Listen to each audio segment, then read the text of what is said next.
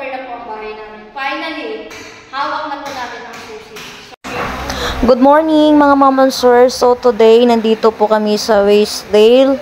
At ngayon po ang turnover ng aming unit. So as you can see, pumasok na po kami dito sa guard to us kung saan po yung office ng CMD kasi sila po yung nakatoka for turnover. So ngayon, dala-dala na po yung mga dokumento para po sa mga kailangan para ma-turnover po ang aming unit. Finally, after 1 year ng aming pagproseso sa aming bahay ay ngayon makukuha na po namin ang aming susi. Masayang masaya po ang puso ko bago po ako mag-birthday. Meron na pong regalo si Lord para sa akin, para sa amin at para sa pamilya ko. So maraming salamat po sa mga tumulong sa amin, nag-assist sa amin, also to Ma'am Rose at sa mga empleyado ng Piklan or Dream House na mga nag-assist po sa amin in the first day hanggang ngayon. Maraming salamat po sa inyong lahat at mabilis po yung pag-process at pag-turnover po ng aming bahay. Akala ko nga po matatagalan pa. Mga ma'am and sir, gusto ko lang pong i-share sa inyo na kahit hindi po kayo mag-asawa, kahit magjowa po kayo, pwede po kayong kumuha ng bahay na magiging co-borrower mo po ang iyong partner pag hindi naman po kaya ng iyong sahod na required salary. So pag hindi po kaya ng isang tao, pwede po kayong kumuha hanggang 2 co-borrower. Pwede pong kamag-anak mo, partner mo, jowa mo, basta willing po siya na maging part po ng bahay mo. So ngayon ko lang po napapatunayan, ito po kasing bahay na ito, dalawa po kami ng partner ko nakapangalan, which is siya po yung aking co-borrower. At dati po kasi meron po mga nagsasabi na hindi daw po kami ma-approve kay Pag-ibig dahil hindi daw po kami kasal. So mali po yun, mali. It depends siguro sa subdivision, pero dito po sa subdivision namin, pwede po kahit hindi po kayo kasal. Mag-partner po kayo, basta po mapayag po siya na kasama po yung name niya doon sa title. Actually, doon sa mga dokumento na kailangan requirements ni Pag-ibig, wala po magiging problem doon. Kahit hindi kayo kasal, kahit magjowa pa lang kayo, kahit both kayo ng basta. Welcome.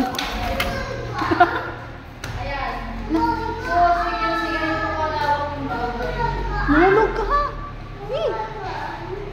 Mahulog ka.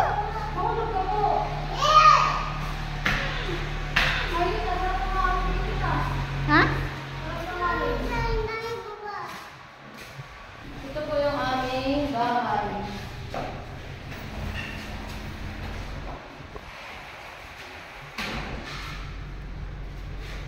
So yan.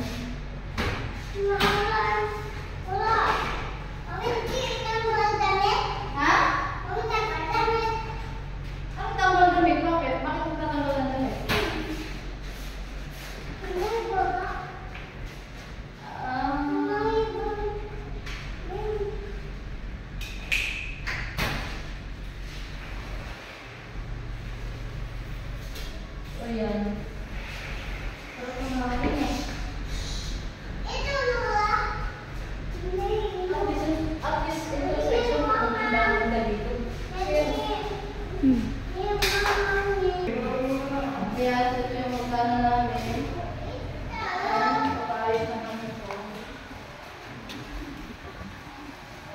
Ako naglugar dito rin.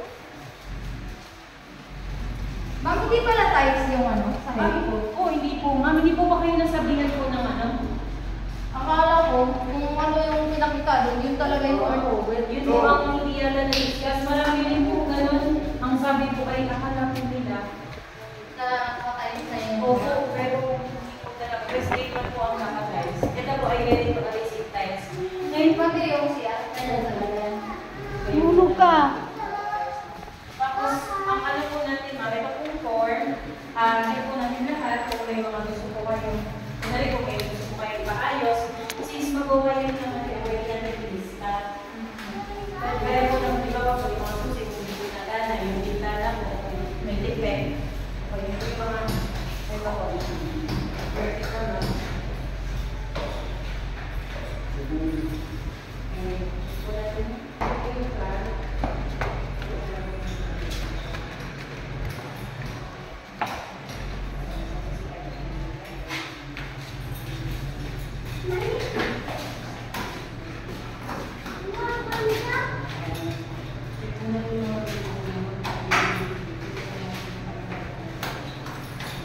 Yung mga green po, ano, ay, yun.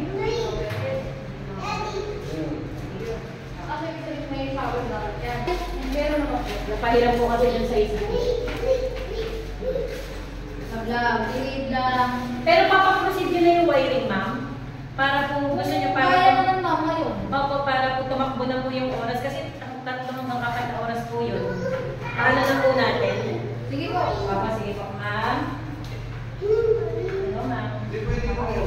Ma'am, okay na yata na sila na ma'am. 28.9. Siya po yata yung nasa una sa installation.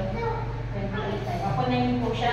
Kaso may concern siya, ma'am. Yung shower head po, hindi ba yata. Di ba pinakabit na po natin dito?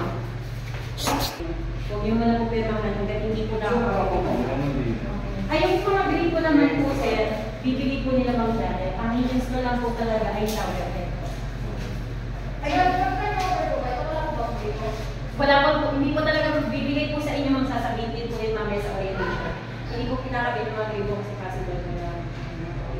Pero, Pinipili po ma'am, may ito po po yung mamaya dyan. Pero yung shower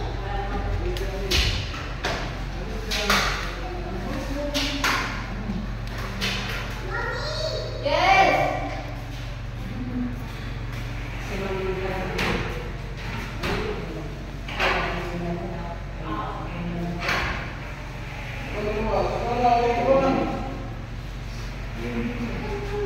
Nandito si Mami. Pwede po kayong mag-picture muna or ano ma'am. Babalik po nila ako ulit after 5 minutes. Puntahan mo po ulit yung kabila. Mapapano po yun? Pero na... Hindi po, may tinatawag po tayo ng application ng construction ban. Pag ganun po, dyan ito magpapalit. Ako. Yung mga Janet na po yun. Ano ba yun? Wala ko ba yun ng team? Meron, 6 months po katawa. Pero pa-confirm na lang din mag-try mag-Janet. Ayun po ba Kahit para pagsulong na ng bahay. Okay. Pero refundable yun, ma'am. Bali, 16,000, major yun. Lahat na yun sa labas. 15,000 po, mapakukuha niyo basta pumalo kayo sa guidelines. Explain din po yun, ma'am. Yung 180 na po, kasi po ay para sa inspection ng classes. Okay. Sige. Marunong na po pala. Nalalaman po, basta po, may guidelines lang po na kailangan natin sabihin. Okay. Tapos ganun din po sa loob. Pag loob po kasi ata 11,000 eh. Yes po. Eh kasi po, ang ina-advise na naman. Apply na po. Yes po. Kasi 5,000 na lalagyan mo, lahat pa. Pwede lang kung mapapateres po kayo sa labas. Yung teacher, po kayo. Yay! Congrats, Finally! Magdala na si Kuya. Hindi niya binitawan niya sa Congrats po. So, later naman i-extra. After, di ba po kayo nag-orientation, no? Di po. Ako. So, after po ninyo dito, wag lang po natin isara muna yung unit kasi yung electrician, kinukuha na po yung wiring sa warehouse. Ngayon po, pagpalo po siya dito, tapos kailangan nyo po bumalik mamaya para po makita nyo na talagang kinabit yung mga saksakan, yung receptacle, Okay. yung breakers, yun yung kailangan. Magkano po yung patubig? Galing na rin mo lang. Apo, i-explain din po nila mamaya. Pwede nyo rin po itanong sa kanila yung mga classes, pero lahat po yung sasabihin ko sa kanila. Okay. So, ngayon, nakatayin na lang din yung mag-warning. Hindi, kung gusto niyo po na matapos na kayo sa orientation, pwede na po tayo bumalik doon. Bumalik na lang mo. Kasi kailangan niyo po talagang bumalik ulit mamaya para po talaga ma-check nyo na kinabit po talaga yung mga device. Okay. Sige ba? Sige ba, magpa-picture na kami. Alam po, picture ko po ba kayo lahat? Si Ma'am na po. Dito, mamaya na lang. Pwede na lang natin. Kahit dito po or sa labas na. Tara na lang. Sa labas na lang. Yay! Tapos kayo po, kung gusto niyo po, muna magtingin-tingin pa dito, magplano-plano. Tapos pwede naman po kayo binamaya po pumunta doon. Okay pa, sige pa. Mag-a-apply pa rin po ng ban. Kasi sir, ano po yung pumakapasok ng materials. May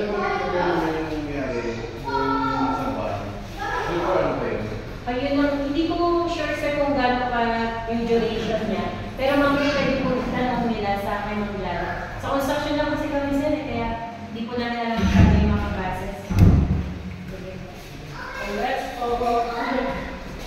Picture tayo. Tara na, dali. Tapos, ayaw niyo na bang bumalik doon kami? Yes po. Kaya niyo na po, no?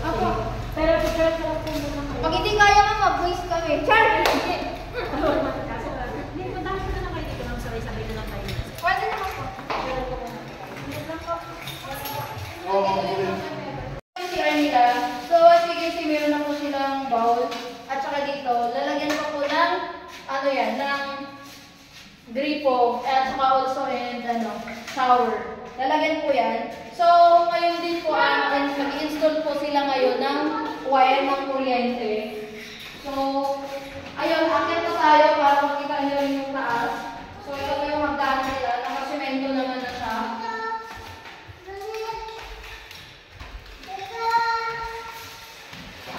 So, nandito na po tayo sa taas. Partition po ito ng 2 kwarto. So, depende po sa inyo kung gaano paano yung hatian. Kasi normally naman nakikita ko, pag ganyan po yung hati. Ayan. So, dito po yung naka-jersey na po yung kanilang bintana. At dito naman, naka-sliding door na po sila.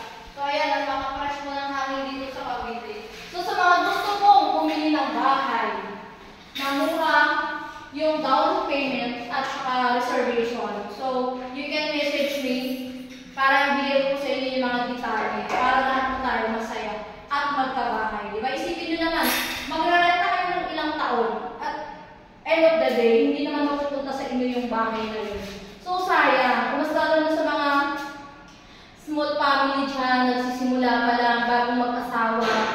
So, simulan nyo na habang maliit pa yung mga anak mo. Kasi pagdating ng panahon na mag-aaral na yung mga anak mo, mahihirapan na kayo kumuha ng bahay. At the same time, pamahal ng pamahal po mga property ngayon. So, nung last year lang namin po siya